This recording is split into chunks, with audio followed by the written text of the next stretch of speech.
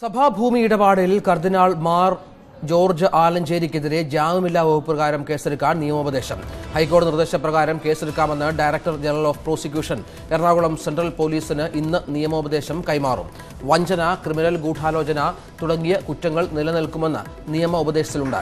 ശ്യാം ദേവരാജ് ചേരുന്നു. ശ്യാം, കർദിനാളിനെതിരെയുള്ള കുരുക്ക് മുറുകുകയാണ്. എന്താണ് നിയമോപദേശത്തിന്റെ വിശദാംശങ്ങൾ?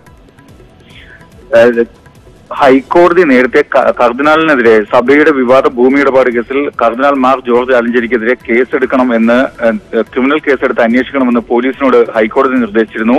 ഇതിന്റെ അടിസ്ഥാനത്തിലാണ് സെൻട്രൽ പോലീസ് നിയമോപദേശം തേടിയത്. എ ജിയുടെ ഓഫീസിലാണ് ഇത് സംബന്ധിച്ച നിയമോപദേശത്തിന്റെ ഫയൽ എത്തിയത്. ഇക്കാര്യത്തിൽ എ ജിയുടെ ഓഫീസ് ഇത് ക്രിമിനൽ കേസുകൾ കൈകാര്യം ചെയ്യുന്ന DGPയുടെ ഓഫീസിന് കൈമാറുകയായിരുന്നു.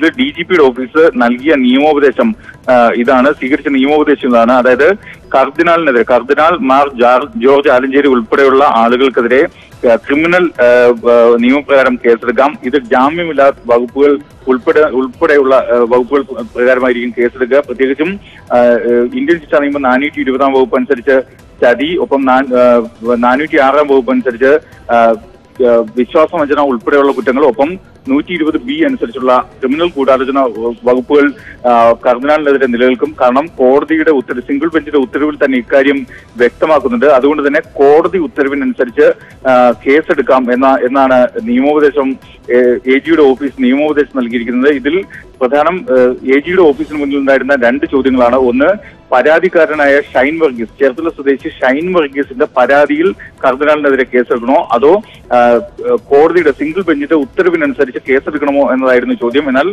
ഇക്കാര്യത്തിലാണ് കോടതിയുടെ ഉത്തരവിനനുസരിച്ച് കേസെടുക്കാം എന്ന കാര്യത്തിൽ എ ജിയുടെ ഓഫീസ് ഇപ്പോൾ നിയമോപദേശം നൽകുകയും ചെയ്തിരിക്കുന്നത്. മറ്റൊരു പ്രധാനപ്പെട്ട കാര്യം, മാർ ജോർജ് ആലഞ്ചേരിക്കെതിരെ ഇത്തരം ക്രിമിനൽ കേസ് എടുക്കാനുള്ള നിയമോപദേശം നൽകുമ്പോൾ തന്നെ ഇതുവരെയും കേസെടുത്തിട്ടില്ല.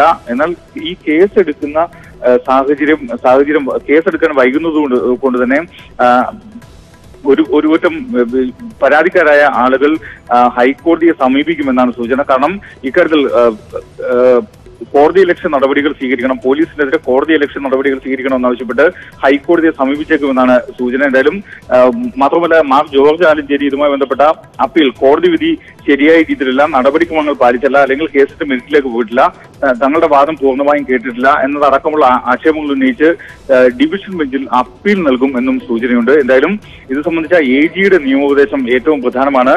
കർദിനാൾ ഉൾപ്പെടെയുള്ള ആളുകൾക്കെതിരെ, അല്ലെങ്കിൽ എതിർകക്ഷികളായിട്ടുള്ള ജോഷി പുതുവ, സെബാസ്റ്റ്യൻ വടക്കുംപാടൻ ഉൾപ്പെടെയുള്ള ആളുകൾക്കെതിരെ, എതിർകക്ഷികൾക്കെതിരെ ക്രിമിനൽ നിയമപ്രകാരം ജാമ്യമില്ലാ വകുപ്പുകൾ പ്രകാരം കേസെടുക്കാം എന്നതാണ് എ ജിയുടെ ഓഫീസ് ഇപ്പോൾ നൽകിയിരിക്കുന്ന നിയമോപദേശം. ശരി, ശ്യാം ദേവരാജ്.